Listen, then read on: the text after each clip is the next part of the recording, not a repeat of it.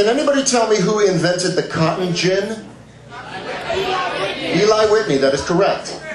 Okay, here's the follow-up question. Here's a follow-up question, and that is, who here has ever sat in a boring history class and fantasized about who they would have sex with in that room if somebody with a gun burst in and forced them to have sex with somebody in that room at that moment? All right, well, this is for you then.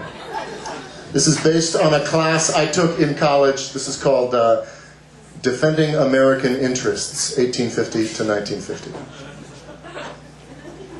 Don't know much about history. In fact, it's a subject I hate. But I took this history class sophomore year for one reason. Susie Tate. Susie Tate, Episcopalian princess, was a clog-wearing field hockey queen, Ray-Bans and Oxford cloth button-down shirts, the wasp goddess of LL Bean. When she was in my eyes, I fantasized and everything else became a blur. I wanted to abandon my bachelor's in English for a master's degree in her. So there we were in history, and she smelled great, which made it even harder not to imagine I was a kamikaze pilot bombing her precious Pearl Harbor.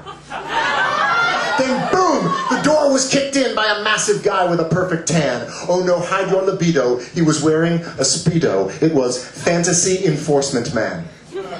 A scary-looking motherfucker he was. In his hand, he held an Uzi. "You are all going to die," he said.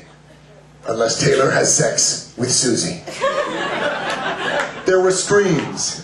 There were screams. He fired a shot in the air. Then he narrowed his eyes. "Either Taylor and Susie do it right here and now, or else everyone in history dies." I looked at Susie and she looked at me, and my heart began to beat faster. And then I looked at the guy, and in my most hateful voice I managed to snarl, "You bastard! You can't force us to have sex." But he said, "That's not the way I see it. But if you want everyone here to die, it's your choice. So be it." He aimed his gun, but I did not flinch. Between a rock and a hard-on, wait a minute.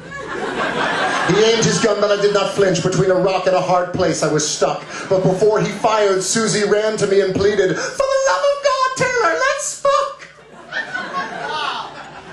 She sat down on my lap and took my right hand and pressed it to her heaving chest. Then slowly she maneuvered it inside her shirt, and oh my God, I was touching her breast. She closed her eyes, licked her lips, and then, right there in my lap, off came her J. Crew, revealing her Land's End, her Victoria's Secret, her Gap. Our eyes locked together, and as she reached down and unbuttoned my 501 blues, I said, "This is really hard for me." She said, "I know, but so are you."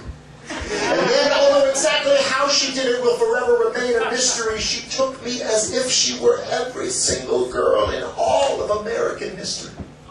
Then suddenly she pulled the belt from my pants and made as if to whip me. "You're a naughty boy and you must be punished. So tell me, who was Eli Whitney?" "Who was..." "What?" The teacher was asking. "Mr. Molly, daydreaming again?" "Susie Tate, perhaps you would be so kind as to enlighten our unprepared friend." Susie smiled, and the whole class laughed at me. But when she spoke, I heard a new sound. Not the song of an angel, but the words of a woman on a pedestal, coming down.